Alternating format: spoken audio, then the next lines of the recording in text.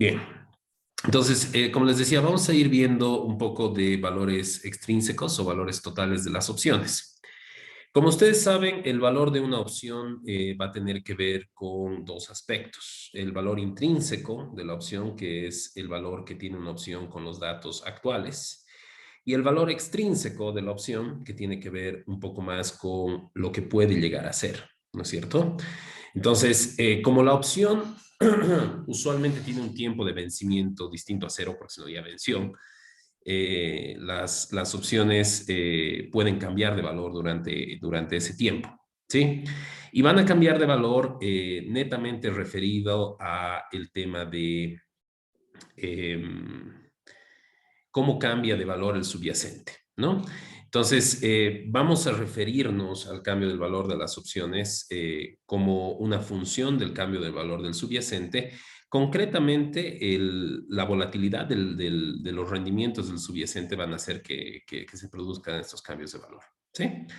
Entonces, lo primero que quiero ver con ustedes es una suerte de tablita donde nosotros vayamos a establecer, a ver si me dejan un ratito compartir pantalla. Cacho, ver.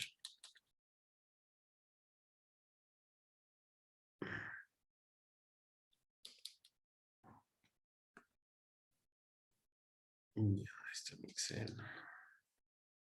Ya. Entonces, vamos a tener algunas cuestiones interesantes acá. Vamos a ver esto.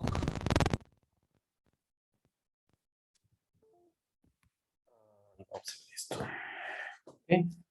Entonces, nosotros habíamos dicho que existen ciertos valores que se van a llamar valores mínimos, ¿no es cierto? Donde una opción call podía ser modelada como el máximo entre 0 y S menos D menos X por E a la menos RT, y una put iba a ser iba a ser mínimamente el máximo entre 0 y X por E a la menos RT menos S menos D. ¿Se acuerdan de esto? ¿Sí? Entonces, lo que tenemos que establecer son las directrices y las formas en las que ciertas variables van a ir a afectar a las opciones. Entonces, nosotros vamos a hablar de opciones call,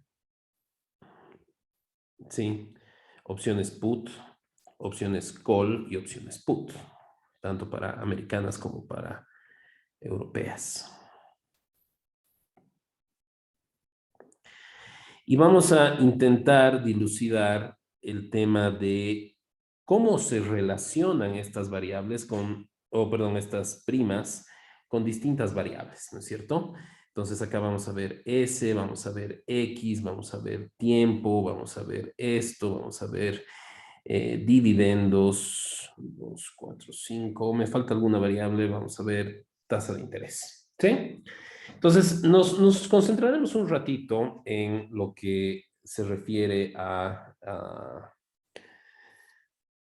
a las europeas, ¿sí? Las dos primeras. Entonces, fíjense las fórmulas de arriba, por favor, y díganme si el subyacente, o sea, le vamos a poner un más si es que la relación es directa, le vamos a poner un menos si es que la relación es inversa. ¿Estamos de acuerdo? Directo significa si uno sube, el otro sube. Inversa significa si uno sube, el otro baja. ¿Ok? Entonces, para ya ir redondeando esto. Entonces, si S sube, ¿qué le pasa a C, Amandita?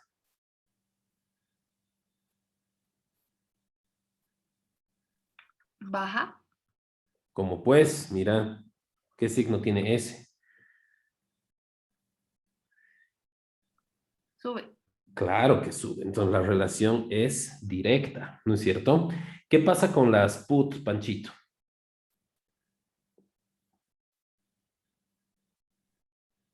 Si P sube, perdón, si S sube, P baja, ¿no? Correcto. ¿Qué pasa con X, Amanda? Con las call.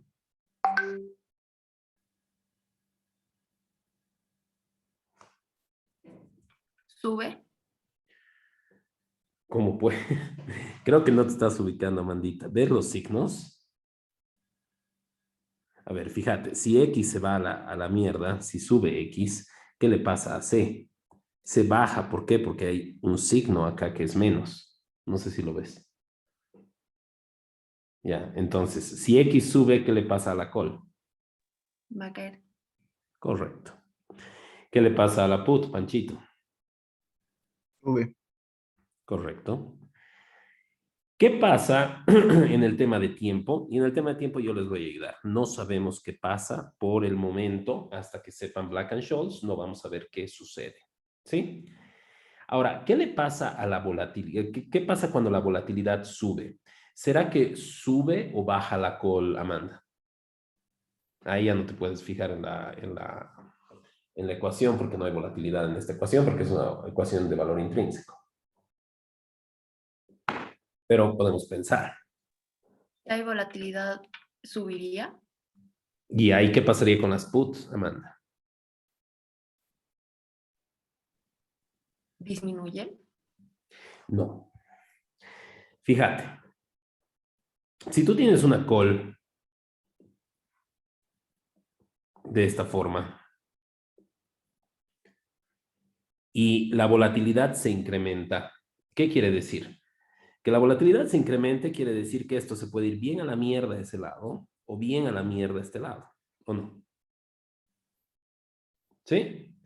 Entonces, si se va bien a la mierda al lado derecho, qué va a pasar? El precio de la call va a subir, porque va a estar más in the money.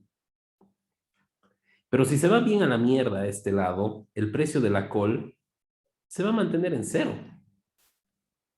¿Por qué? Porque tu pérdida está acotada. Entonces, si la volatilidad sube,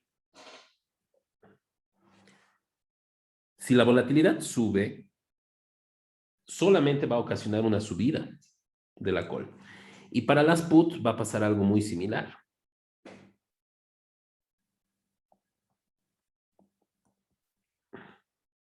Donde yo voy a tener lo mismo, ¿no? Nos podemos ir bien a la mierda de ese lado, bien a la mierda de ese lado. Si vamos por acá, la put va a subir, si es que la volatilidad aumenta, o la put va a seguir siendo cero. Entonces, quiero que me entiendan. Si aumenta la volatilidad, aumenta el precio tanto de las call como de las put. ¿Sí? Entonces, en este caso, tenemos esto. Véanlo de la siguiente forma. ¿Sí? ¿Quién me dijo que se chocaba día por medio el otro día? Yo. A la Lu, ya. Lu, yo no me choco nunca, ¿ya? Creo que una vez, no sé, me ha sucedido algo, pero creo que nunca más. ¿Cómo creen que es la prima del seguro para la Lu versus la prima del seguro para mí? De auto estamos hablando, ¿no? No de vida, ni de hippies, ni de nada. La mía es más alta que la tuya. Correcto. Entonces, si tú ves los derivados como un instrumento de seguro, de transferencia de riesgo, entonces es lógico que si existe un mayor riesgo, el instrumento de cobertura del riesgo va a ser más caro, ¿no? ¿Sí? ¿Todo el mundo entiende esto, chicos? ¿Sí? Perfecto. Ahora bien, volvamos. ¿Qué pasa con los dividendos, Amandita, con las call? ¿Los dividendos te hacen bien o te hacen mal? Si sube el dividendo, ¿qué le pasa a la call? Van a bajar. Correcto. ¿Qué sucede con las put, Panchito?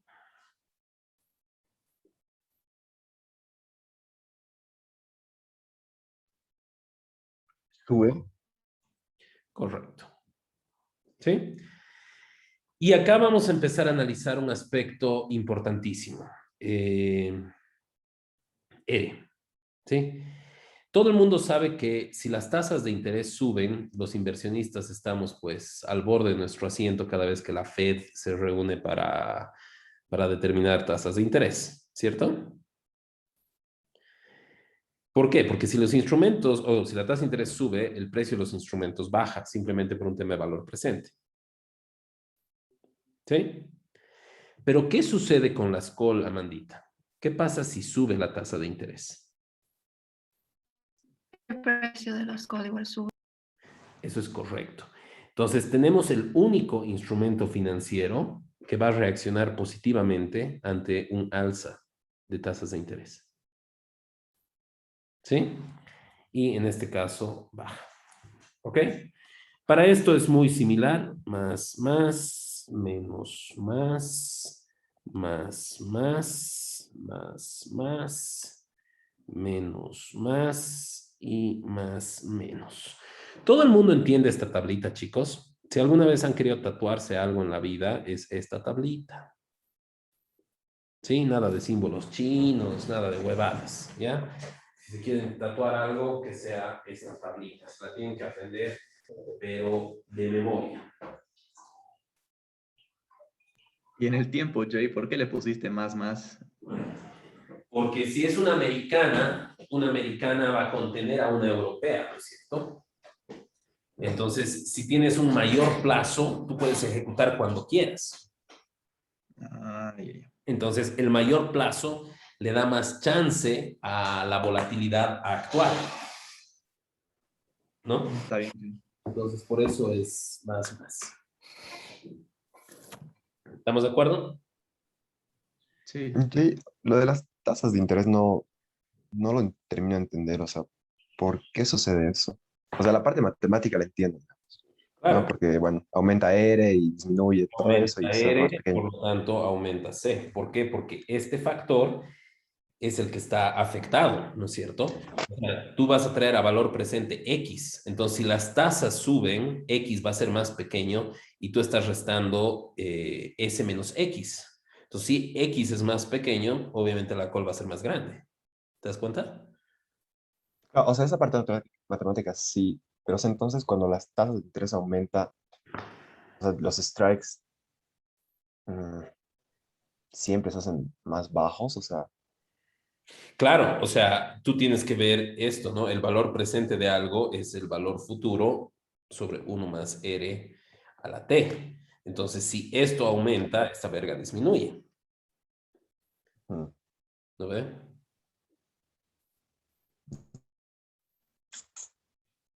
Ahora sí, Lucho, ¿no? Sí, entiendo.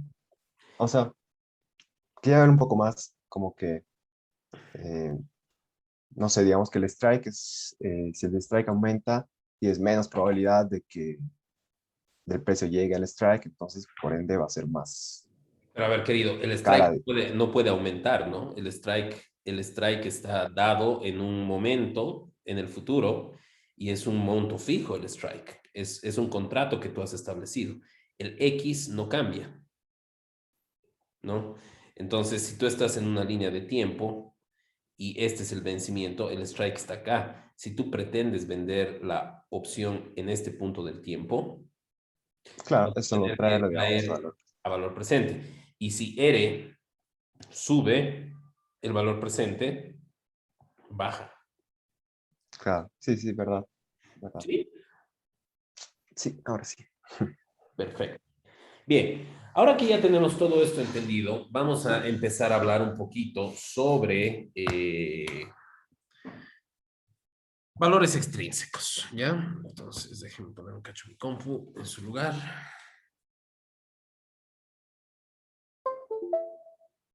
Ya. Entonces, vamos a ir a estas gráficas. No sé si todos las pueden ver. ¿Sí? Nosotros habíamos agarrado y habíamos dicho, ¿sabes qué? Una call se ve más o menos de esta forma, ¿no es cierto? ¿Se acuerdan? Bien, pero en valores totales yo no puedo hacer pues que el valor de la call sea negativo. Esto es en flujos, ¿cierto? Entonces, el valor de la call en sí va a estar en cero.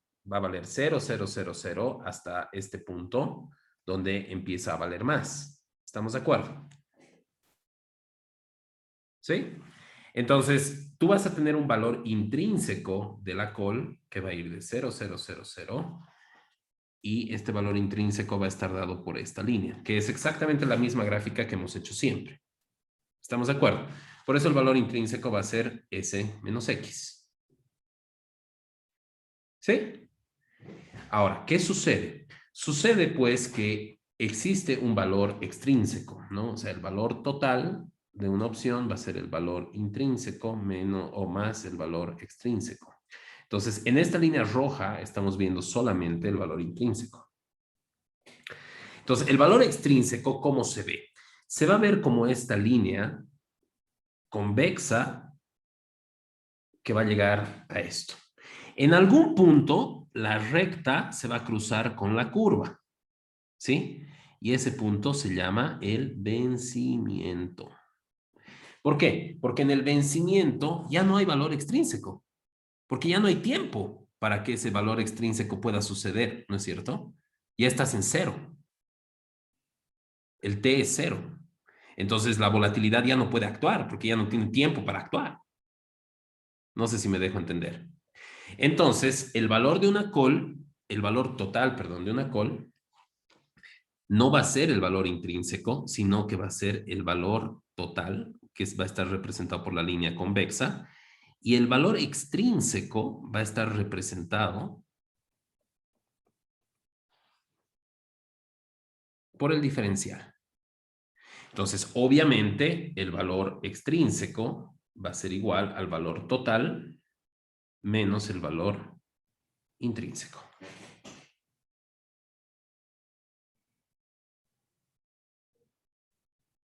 ¿Todo el mundo claro con eso?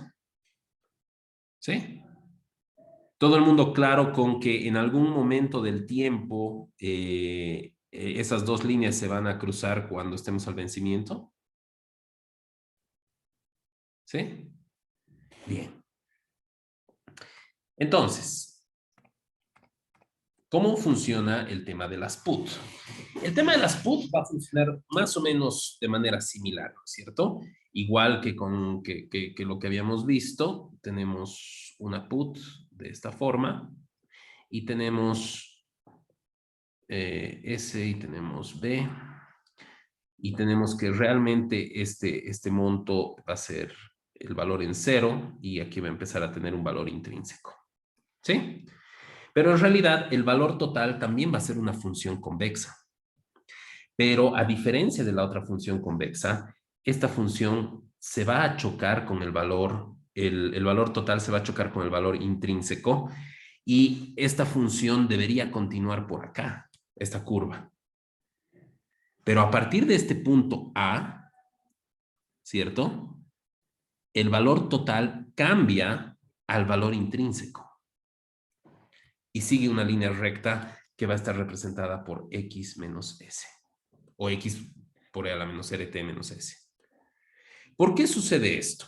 Porque puede bajar el precio hasta tal punto que el valor extrínseco se hace negativo y ese punto se va a llamar A. Entonces, el valor extrínseco se va a hacer negativo a partir de A y hacia abajo.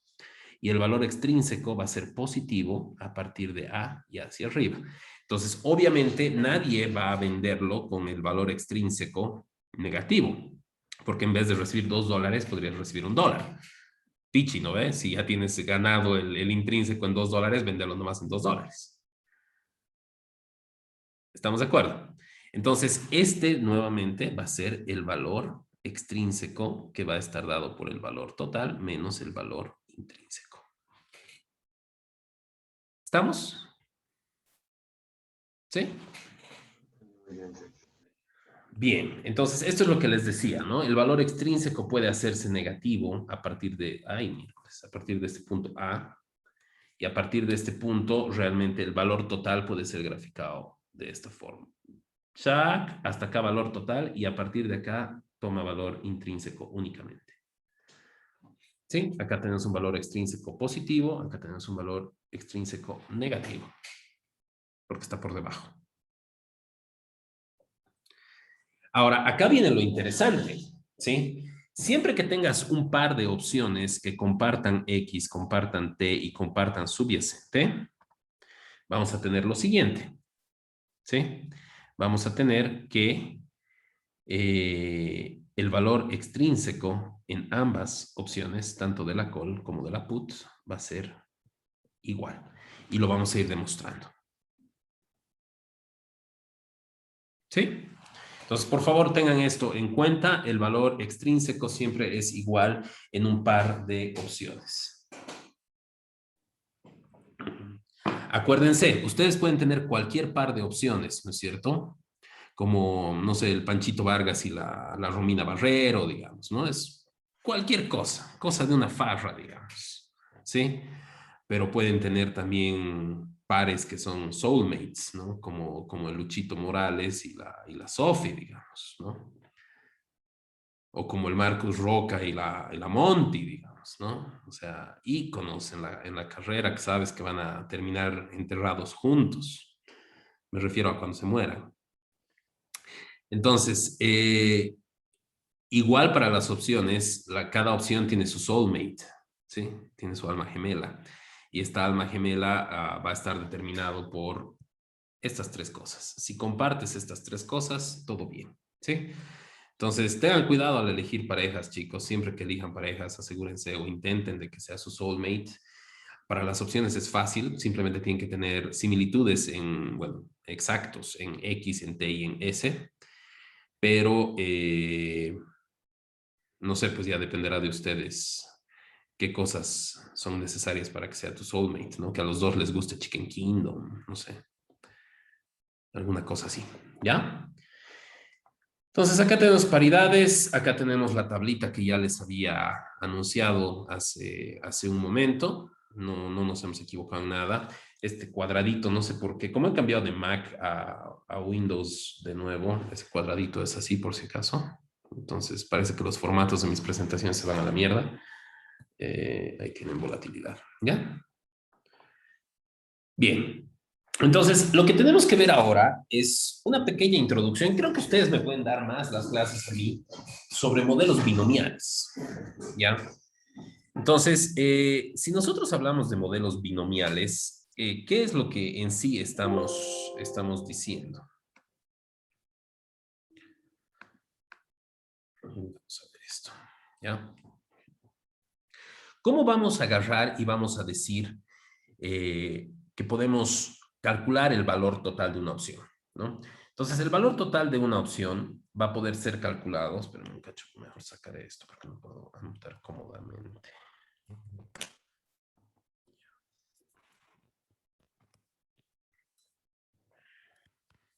El valor total de una opción va a poder ser calculado en esencia bajo dos modelos. El primer modelo se llama el modelo binomial.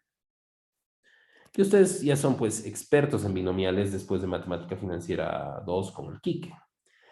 Y por el modelo Black-Scholes-Merton, ¿sí? Que es como que el modelo que lo hace todo y lo sabe todo.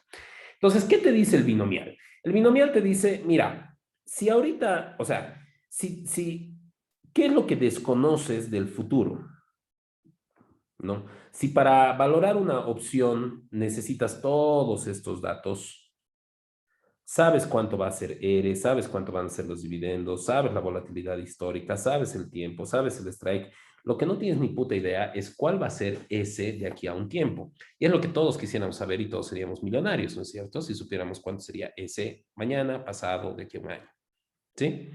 Entonces, lo que intenta hacer el modelo binomial es agarrar y decir, hoy tengo S0, ¿cuánto va a ser S1? ¿No es cierto?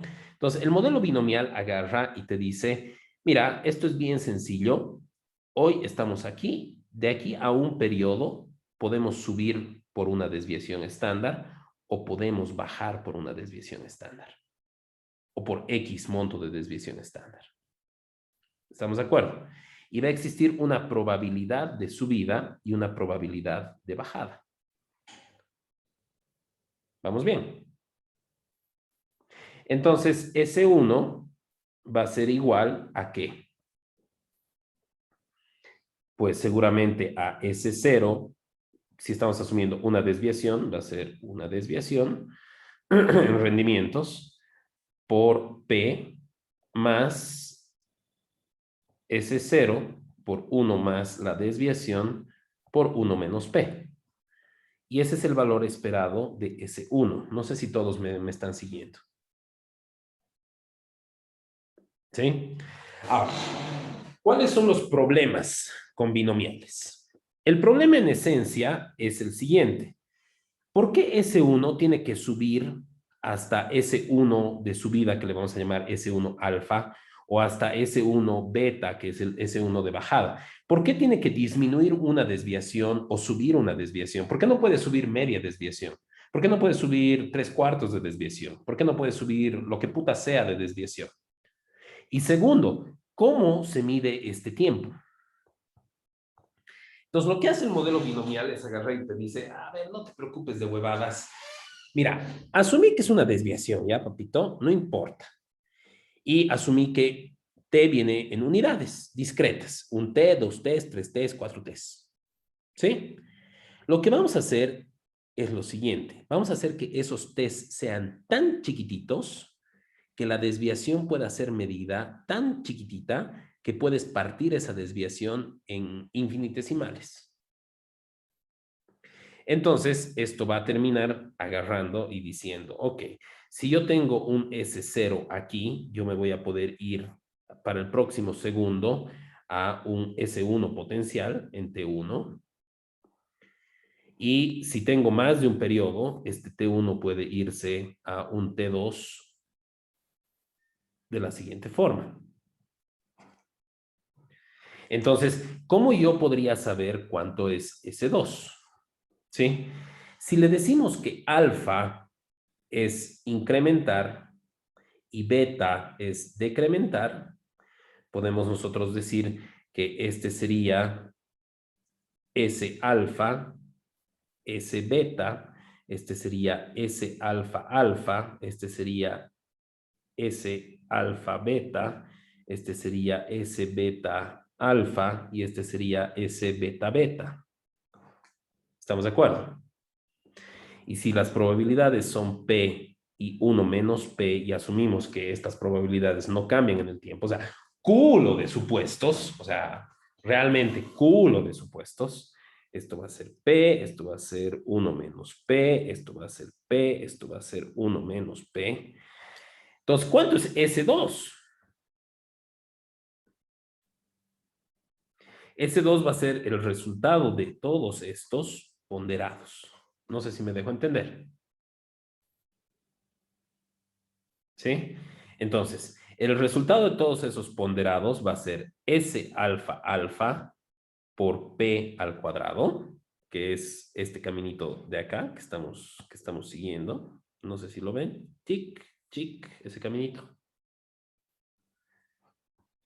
Más S alfa beta, que ¿qué caminito ha seguido S alfa beta? Este caminito y luego seguido por acá. Entonces, ese alfa beta va a ir por P por 1 menos P, más el tercero, que ese alfa beta y ese beta alfa es lo mismo, ¿sí? Entonces, ese beta alfa va a ser por 1 menos P por P, más S beta beta por 1 menos P al cuadrado. Y ese es S2. Entonces, si conoces S2, tú puedes agarrar y decir, C en este momento del tiempo, ¿cuánto vale? El máximo entre 0 y S menos X al vencimiento, ¿no es cierto? Entonces, este S resulta que es este S2 y vas a poder valorar la col. ¿Se entiende la idea detrás del binomial?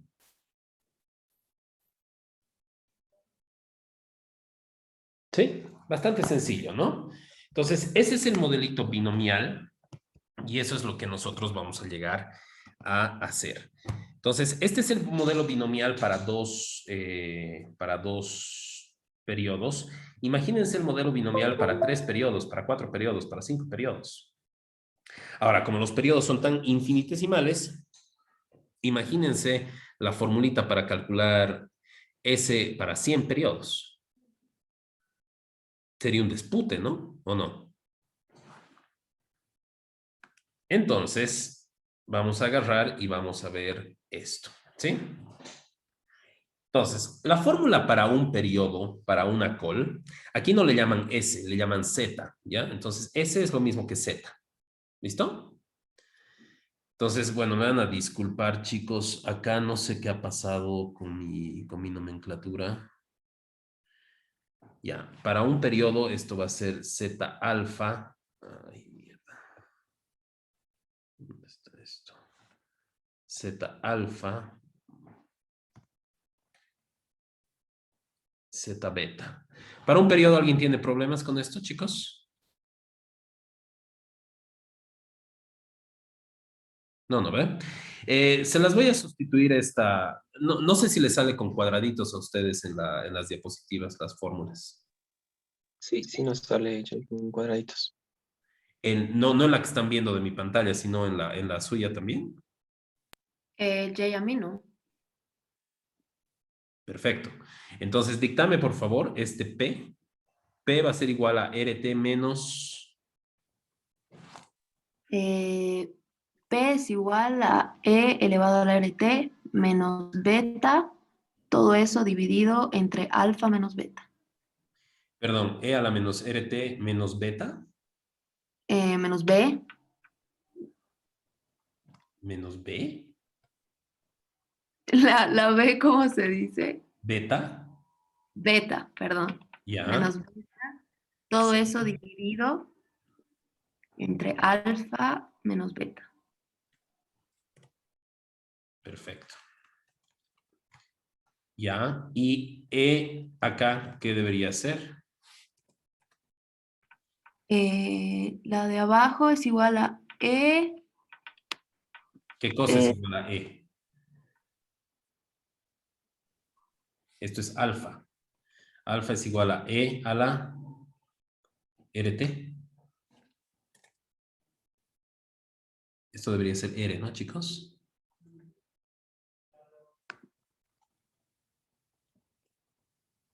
Amandita. Sí, J es RT. La de abajo es elevado a la alfa raíz de T mayúscula menos T minúscula.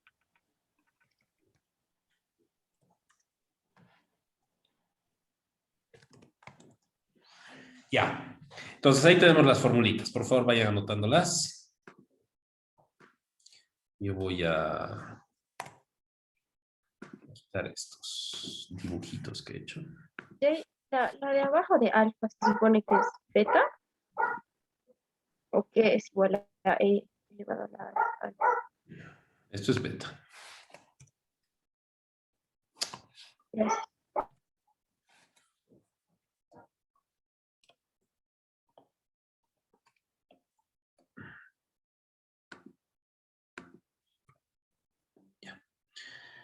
Y esto va a ser alfa y esto va a ser beta. Gracias por ayudarme a solucionar mis problemas de compu. Dime. No veo bien. Beta es E a la menos alfa. Sí, Amandita, ¿puedes confirmar, por favor? En la segunda sí, es E es elevado a A la la menos. alfa. ¿A la alfa o a la menos alfa? Acá en la presentación dice a la alfa nomás, no hay ningún negativo. Súper. Ah, ya. Son funciones de probabilidad, son funciones de distribución. ¿Se acuerdan de sus funciones de densidad? Sí, por eso no me acuerdo bien, porque no. Bien.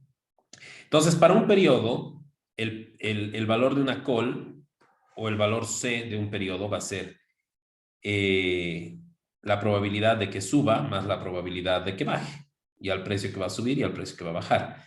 ¿Para qué es este E a la menos RT? Para traerlo a valor presente. ¿Estamos de acuerdo?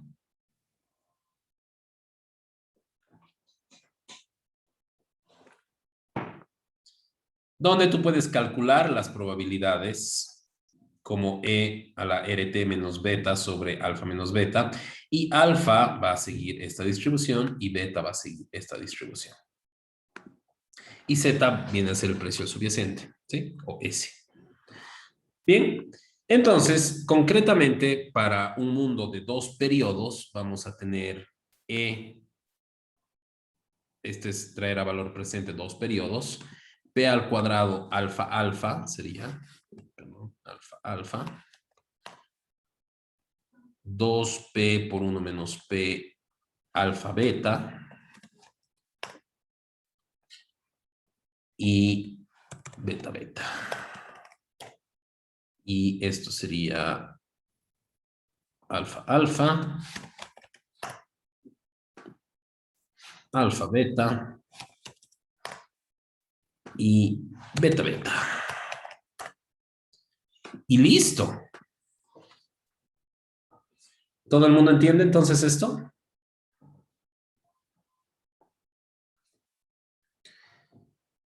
Bien, les voy a dar 10 minutillos y únicamente 10 minutillos, chicos, para hacerme un modelo binomial de 3 y de 4 periodos. ¿Sí? ¿Cuánto es C para 3 y para 4 periodos? Es y 38 y 50 porque son caseritos, ¿ya? Nos vemos.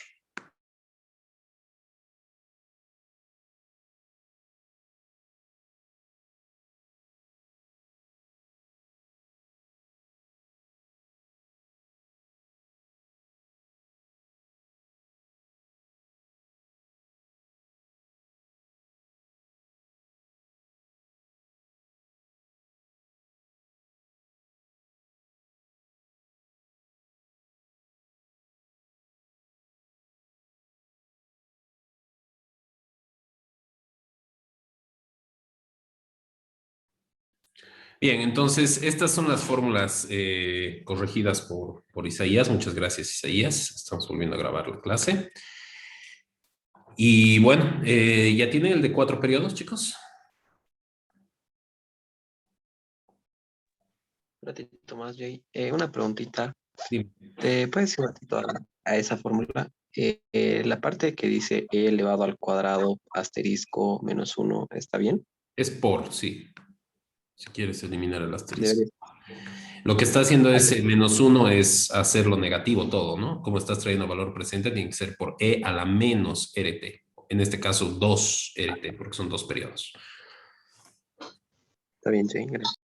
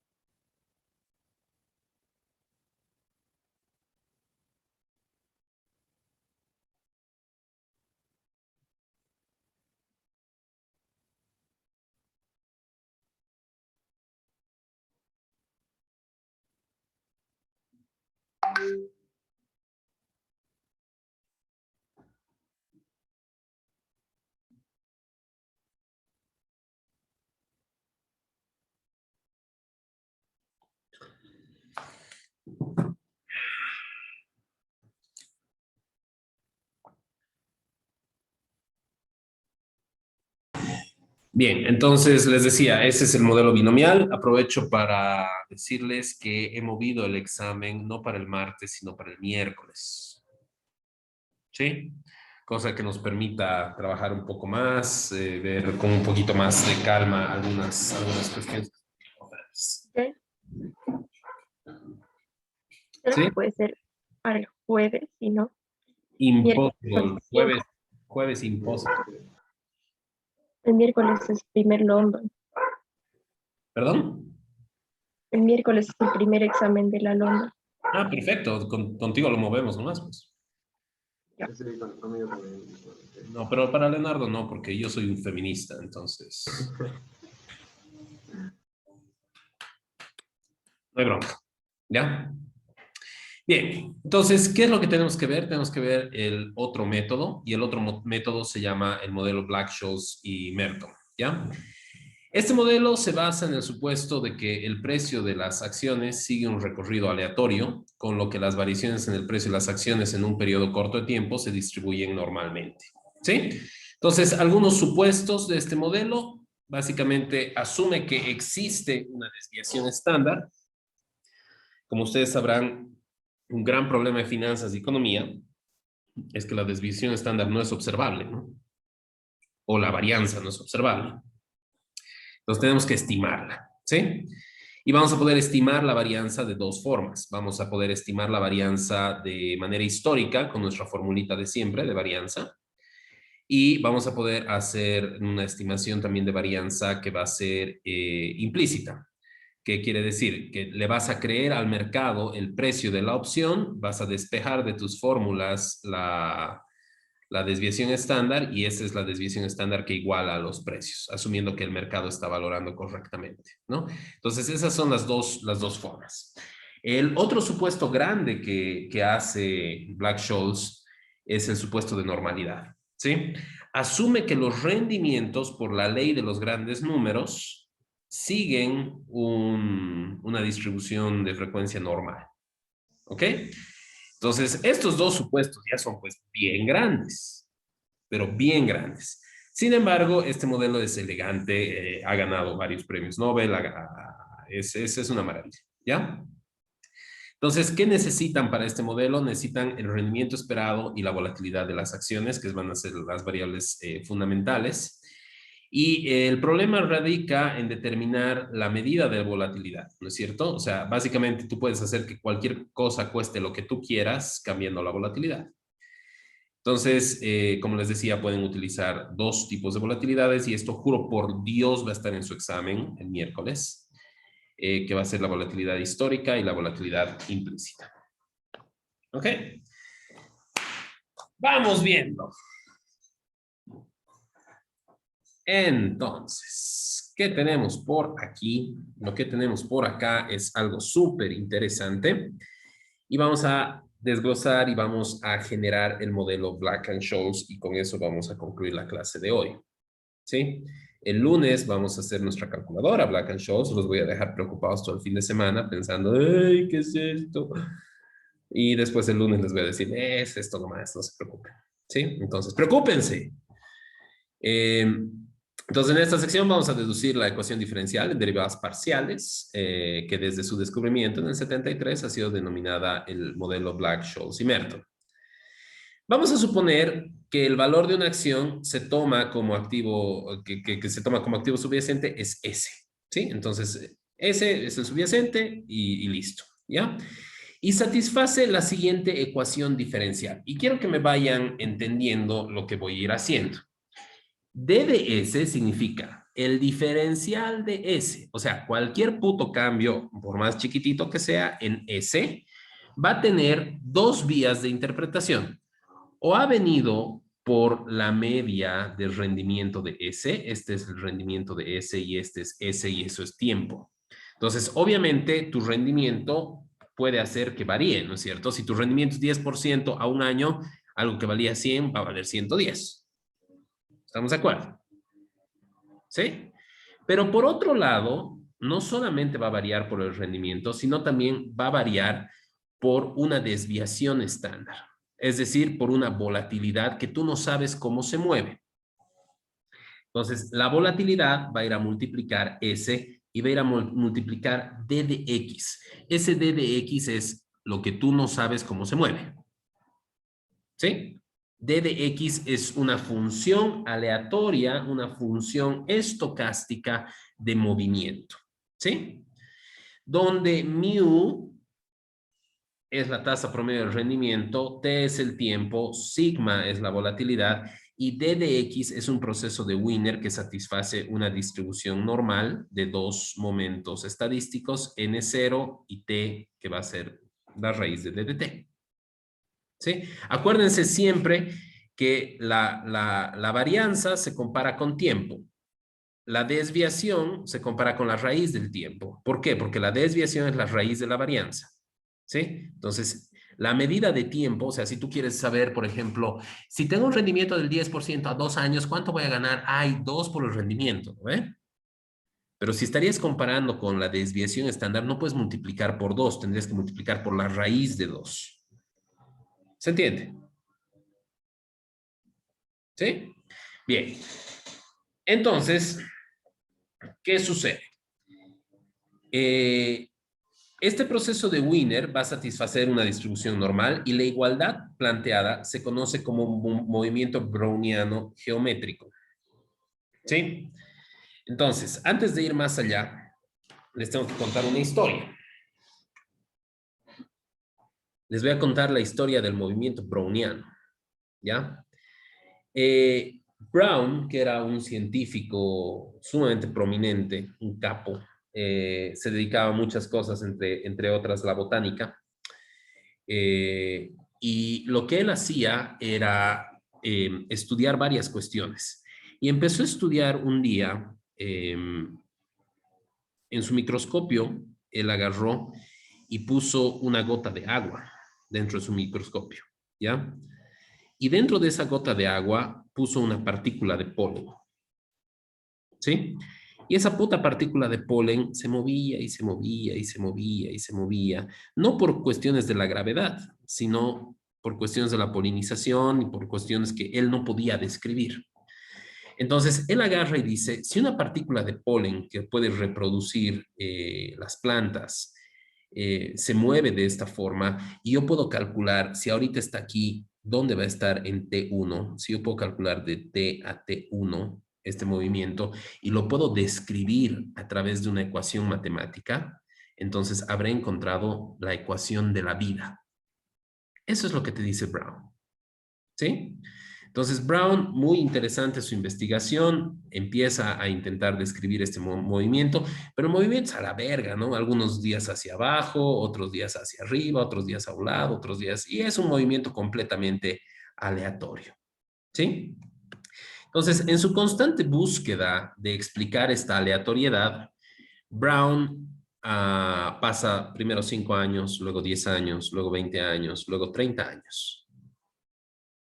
¿Y saben qué pasa luego? Brown se muere sin haber encontrado la ecuación de la vida. ¿Sí? Entonces, parece una historia de esas truchas, pero les prometo que no. Viene el Beto, y el Beto agarra los apuntes de Brown, y en 2 semanas el hijo de su mami resuelve la ecuación. Y dice, esto es. Lo bautiza como un proceso browniano, y la igualdad esta la bautiza como el proceso browniano a través de este D de X, que es un proceso aleatorio de Wiener. ¿Sí? Todo el mundo sabe quién es el Beto, ¿no? Isaías, ¿quién es el Beto? ¿Cómo no vas a conocer el Beto? Y paso el Beto. Borracho. No lo conozco. Albert Einstein. ¿Sí? Entonces Albert Einstein resuelve esto y le dicen, bueno, le pondremos pues el movimiento einsteinico. Y dice, no, muy complicado, ¿cómo van a pronunciar eso los chicos de ingeniería financiera? Entonces, y además yo no he hecho nada, ya estaba a punto, así 2 semanas más de vida tenía y lo lograba, pero no lo logró. Entonces le pondremos movimiento browniano nomás. ¿Sí? Entonces, Albert Einstein no solamente genera la teoría de la relatividad, no solamente es el fundador y pieza fundamental de todo lo que es física cuántica actualmente, sino que ha generado muchas otras cosas por las cuales le deberían haber dado varios Nobels. ¿Sí? Por eso en History Channel se dice que Einstein recibía instrucciones de los extraterrestres. Entonces, es que es pura mamada, ¿no? El tipo simplemente era cagón de inteligente. Entonces, ¿qué sucede? Sucede que se dan cuenta que este proceso browniano no solamente sirve para describir el movimiento de una partícula de polen en el agua, sino que muchos procesos de la biología, de la botánica, de la física y de la química a nivel universal siguen estos procesos, ¿sí? Un claro ejemplo de este tipo de procesos o de este tipo de fenómeno que sigue estos procesos es el tema de la sangre. ¿Sí? ¿Cómo funciona tu sistema circulatorio, querida Lu? Yo siempre he pensado que mi sistema circulatorio funcionaba como pipes, ¿no? Como tuberías, ¿no? Donde tienes una tubería más ancha, perfecto, más sangre pasa por ahí y listo, ¿no es cierto? Y que el corazón bombea y ¡pum! Toda la sangre se distribuye a la verga por el cuerpo según cuán anchas son tus venas y tus arterias. ¿Sí? Yo me imaginaba que era así, no sé si tú te imaginabas algo diferente, ¿no? No, creo que lo mismo. ¿No ve? El problema es de que no funciona así. ¿Por qué nos volvemos más estúpidos después de comer? ¿Alguien sabe? Hay menos circulación de sangre en el cerebro Correcto. ¿Por qué? porque todo se fue al estómago. Correcto. Nuevamente correcto. Entonces, ¿cómo sabe el cuerpo a dónde mandar más sangre? Entonces ya no depende del tamaño de los pipes. O vamos viéndolo de esta forma. ¿Qué pasa, por ejemplo, en los hombres con una erección? No es de que tienes un puto hueso ahí, ¿no ve? Y andas como carpa todo el día. ¿No? Sino que viene, no sé, pues, alguien te hace cosas y ¡tarán! Listo, ¿no? Entonces tu cerebro manda más sangre ahí. Y no es de que tienes pues la mega arteriota, bueno, en algunos casos supongo que tienen la mega arteriota por ahí y en otros no, ¿no? Pero en esencia son vasos sanguíneos, nomás chiquititos, ¿no? Culo de vasos sanguíneos, pero chiquititos. Entonces, ¿cómo el cuerpo distribuye la sangre? Y se han dado cuenta de que la distribución de sangre en el cuerpo sigue un proceso browniano. ¿Sí? Y de igual forma, muchos elementos a nivel biológico, a nivel de DNA sequencing, a nivel de todo, siguen procesos brownianos. ¿Sí? Todo lo que es Tesla, inteligencia artificial, todo lo que están haciendo actualmente siguen procesos, no necesariamente brownianos, pero procesos aleatorios, cuya semilla ha sido el proceso browniano. Entonces, estamos hablando del origen de todo, ¿no? Y bueno, se dan cuenta Black and Scholes de que, puta, esto del mercado de valores es una huevada, oye. No podemos pronosticar los rendimientos, no sabemos cómo, ¿no? Entonces, ningún modelo matemático, hacemos arimas, arfimas, todos los armas, todos los bars, todos los BECs que quieras y no funciona. ¿Sí? El mercado simplemente nos jode. Entonces agarran y dicen, oye, nadie ha utilizado procesos brownianos para determinar esto en el mercado de valores, y es porque el mercado de valores no es un ente vivo, ¿no? El procesos brownianos se han utilizado mucho en seres vivos. Y agarran y ponen los procesos brownianos a correr contra rendimientos del mercado de valores. Y se dan cuenta en ese momento de que su nivel de predictibilidad es sumamente alto. Y es ahí donde agarran y se dan cuenta de que el mercado de valores puede ser considerado un ente vivo. ¿Por qué es un ente vivo? Porque el mercado de valores está constituido por entes vivos, cuyo proceso de conducta, dada la falsa libertad democrática que todo el mundo dice tener en este mundo, parece estar predestinado por procesos brownianos. Entonces, parece que no es solo la sangre, parece que es también como tú piensas, y parece que las distribuciones shocks eléctricos en cuanto bueno, a nivel neuronal, también está explicado por procesos brownianos. Entonces, toda tu conducta y toda tu racionalidad podría ser explicada por procesos brownianos. Y no es raro que eso se traslade directamente a tus decisiones en el mercado de valores, que por ende van a poder ser explicados por procesos brownianos. Cada vez menos, ¿no? Porque ahora tenemos computadoras que están haciendo más transacciones que seres humanos. Entonces, eso, chicos, esa es la historia del proceso de Wiener, esa es la historia del proceso DDX, que es un proceso browniano. Es sumamente interesante. Los invito a investigar un poco más sobre Brown y sobre todo esto, ¿ya? Entonces, vamos a agarrar y vamos a decir que el valor de una opción sobre aquel activo subyacente va a ser denotado por V. Entonces, V es el valor de una opción. Me vale 2 palomas, que sea call, que sea put. V es el valor de cualquier derivado financiero. Puede ser un swap, puede ser un futuro, puede ser una opción, puede ser lo que tú quieras que sea. ¿Estamos de acuerdo? ¿Ya? V es el valor de una opción. Entonces, V va a ser una función básicamente del subyacente y del tiempo. ¿Estamos de acuerdo con eso? ¿Sí? Bien. Entonces, podríamos agarrar y utilizar algunas artimañas matemáticas, pero el problema es de que cuando tú llevas a las cosas a hacer cosas muy chiquititas a nivel cuántico, no obedecen las mismas leyes físicas ni matemáticas que el mundo real. Si no me creen, ¿han visto Ant-Man? Sí, es exactamente lo que pasa. ¿Sí? Las cosas chiquititas no siguen las mismas reglas que las cosas grandes. Entonces, hay un chino, bueno, un japuco en realidad, y este japonés, un capo en mate, agarra y genera todo lo que es el cálculo diferencial, pero para cosas chiquititas, más chiquititas de las chiquititas que ya teníamos, y le llama el cálculo de Ito. Y dentro del cálculo de Ito tiene el lema de Ito, que es básicamente derivadas parciales desarrolladas de una forma para cosas chiquititas, ¿sí? Entonces, vamos a utilizar el lema de Ito, ¿sí? Para intentar describir el cambio en una opción. El cambio en el valor de una opción va a estar dado por el cambio en el valor de la opción misma, por el tiempo, pero también el cambio en esta opción va a estar dado por una variación en S, y como son derivadas parciales, voy a tener este cambio. ¿Estamos de acuerdo? ¿Sí? Entonces, básicamente estoy describiendo, simplemente diciendo, cualquier cambio que tenga una opción va a estar derivado por estas dos variables.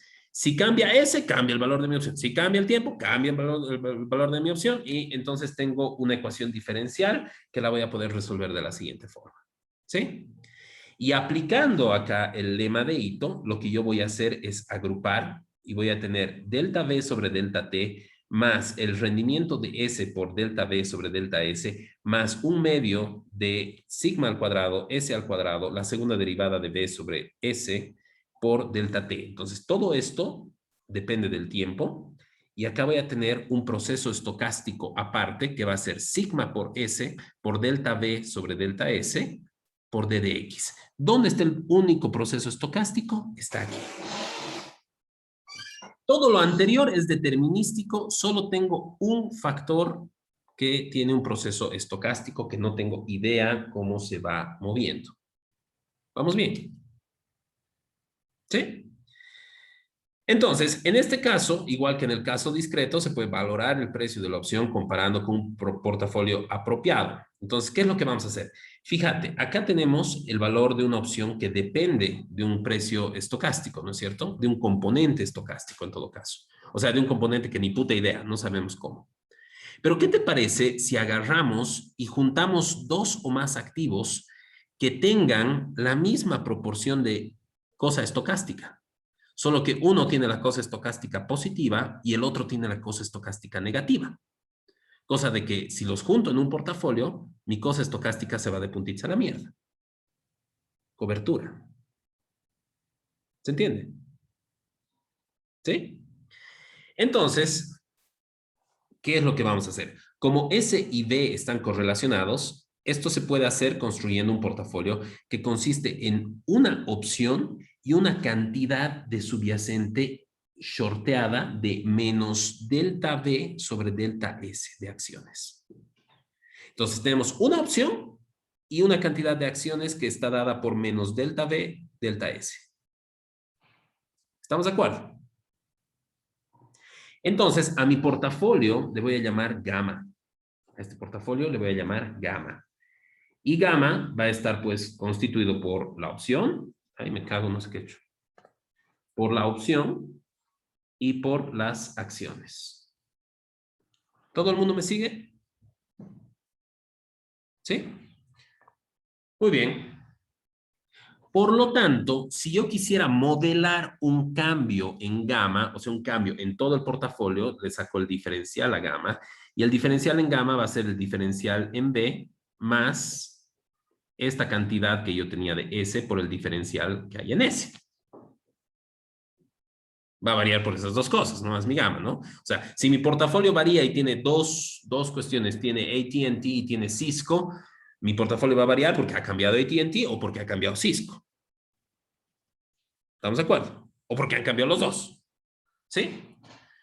Combinando las expresiones dadas para DDS y DDB, o sea, DDS es esta expresión y DDB es esta expresión, entonces estoy combinando ambas expresiones y las estoy metiendo en la siguiente ecuación, ¿sí? Yo voy a poder tener esto. El delta de mi portafolio va a ser igual a DDB sobre DDT más 1/2 por sigma al cuadrado por S al cuadrado por la segunda derivada de B sobre, con respecto a S, por DDT. ¿Notan algo? ¿Dónde está DDX?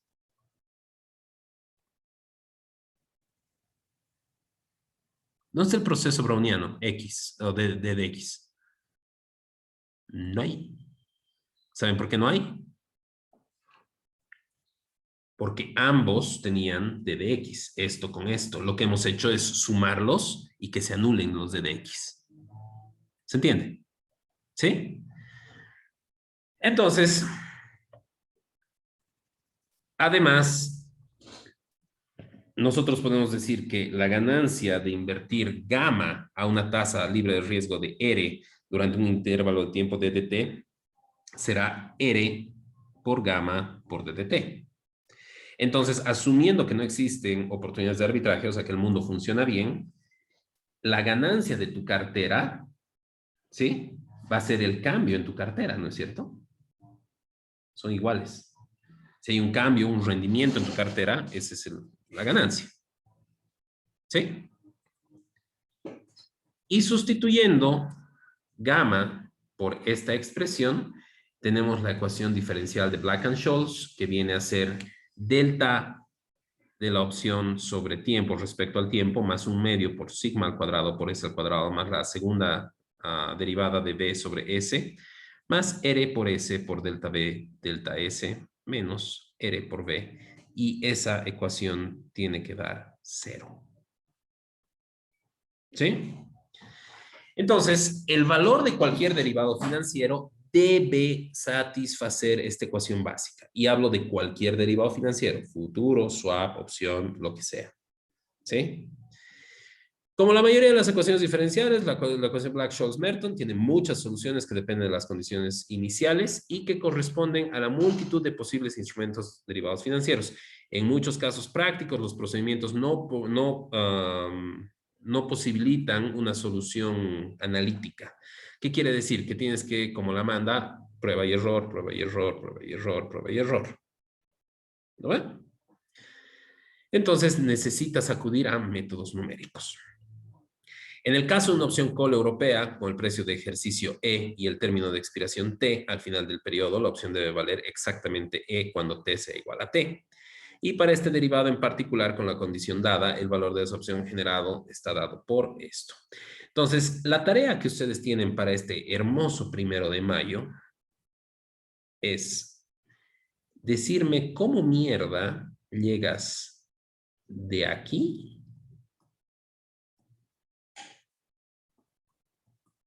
hasta aquí. Y ese es su reto, chicos. ¿Cómo llegan? ¿Ok? Entonces tienen un resumen de Black-Scholes que lo tienen que hacer a mano, etc. Me gustaría que se sienten una horita después de esta clase a ver qué es lo que estamos haciendo, qué es lo que tenemos que hacer y cómo llegamos a esto. En conclusión, nosotros vamos a utilizar el modelo Black-Scholes y nosotros vamos a utilizar el modelo Black-Scholes de la siguiente forma. Vamos a valorar la col como, si se fijan, era S menos X por E a la menos RT, que ya lo teníamos desde siempre, ¿se acuerdan? Y la put como X por E a la menos RT menos S, que ya lo teníamos desde siempre, ¿se acuerdan? ¿Sí? ¿Qué es lo que estamos añadiendo? Estamos añadiendo esto, esto, esto y esto. ¿Qué es n de D1 y n de D2? N es un operador matemático que significa normalizador, ¿sí? Que te da la probabilidad acumulada de una distribución normal para un monto dado. No sé si ustedes se acuerdan, Z era igual a mu menos mu media sobre desviación estándar y luego sacabas n de z. ¿Cuál es la probabilidad de que pase z y luego tenías tu huevada así, tu valor crítico, si caía aquí era una cosa, si caía aquí era otra, ¿se acuerdan? Donde tenían que leer tablitas de normal, ¿no? Para un valor z. Esas tablitas de normal es esa n. Entonces, nosotros ya no utilizamos tablitas de normal. Yo utilizaba tablitas de normal, pues, pero ustedes ya no utilizan tablitas de normal. Ustedes utilizan una función en Excel o una función de una distribución más interesante. Entonces, ¿qué estás diciendo acá? Estás diciendo S por N de D1. N de D1, ¿qué te devuelve? La probabilidad acumulada. Entonces, ¿cómo quiero que me lean esto, chicos? Sí, más allá de que me hayan entendido lemas de Ito y todas esas huevadas, quiero que tengan la cuestión empírica en su cabeza. N de D1 es la probabilidad de que suba. N de D2 es la probabilidad de que baje. ¿Sí? N de menos D2 es exactamente lo contrario y N de menos D1 es exactamente lo contrario. ¿Sí? Vamos a tener definiciones mejores. ¿Por qué? Porque no es tan cierto lo que les estoy diciendo. ¿Sí? Si, por ejemplo, tu strike está por acá,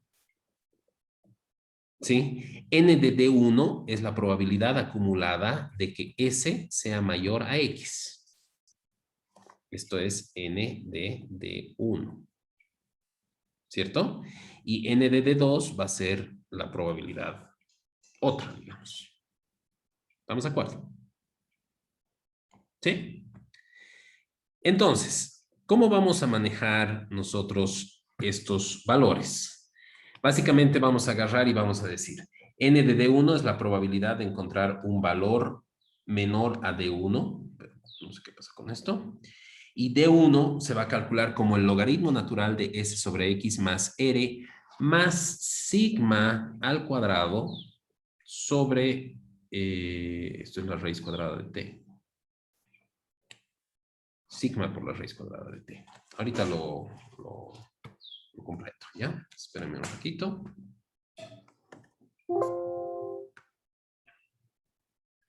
Ya, esta huevada es sigma.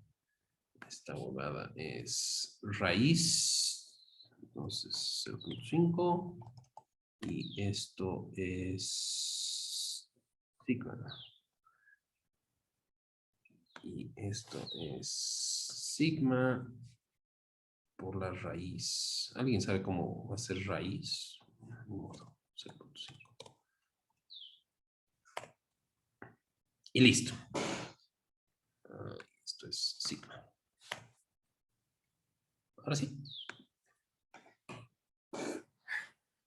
¿Alguien ve algún parecido, reconoce, ha visto antes la fórmula de D1?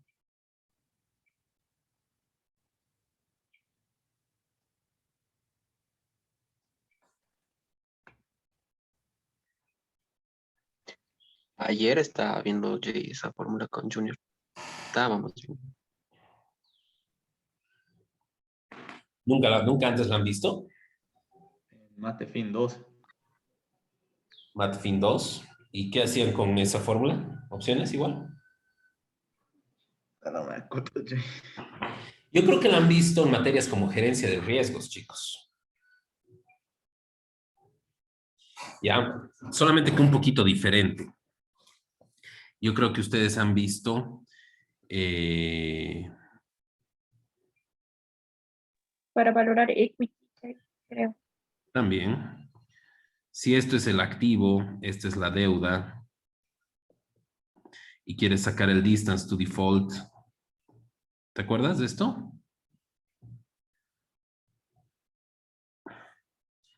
El distance to default D podía ser calculado como el logaritmo natural de S sobre D más el ROA de la empresa o el rendimiento más sigma al cuadrado sobre sobre 2 por T sobre sigma por la raíz de T. Y si quería sacar la probabilidad de quiebra de la empresa era la normalidad de D, de distance to default, DD se llamaba. Es el modelo de Merton. ¿Sí? Ahí viene el aporte de Merton. Entonces, lo que vamos a hacer el lunes es ver un cacho un poco más este modelo de Merton y explicarles con un poco más de profundidad el modelo de Merton. Y vamos a hacer nuestra calculadora para que ustedes puedan calcular todo eso y vamos a calcular nuestros valores intrínsecos, extrínsecos, etcétera, etcétera. ¿Listo?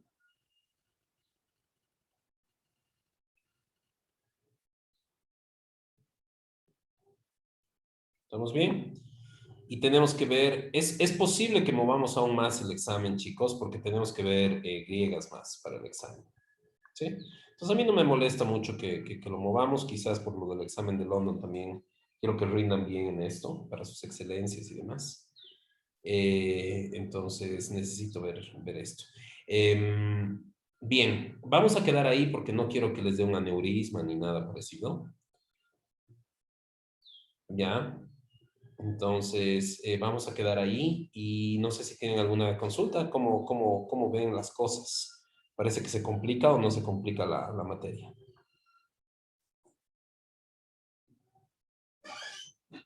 Está fácil, no se preocupe. ¿Ya? Entonces, vayan estudiando, por favor, eso. Y lo que sí, la tarea obligatoria es ver cómo llego de aquí a aquí. ¿Sí? Hay de aquel que no me presente eso el lunes, chicos. No me importa para cuándo esté en el sistema. El lunes lo tienen que tener. ¿Sí? Ya. Bien, changos. Eso sería.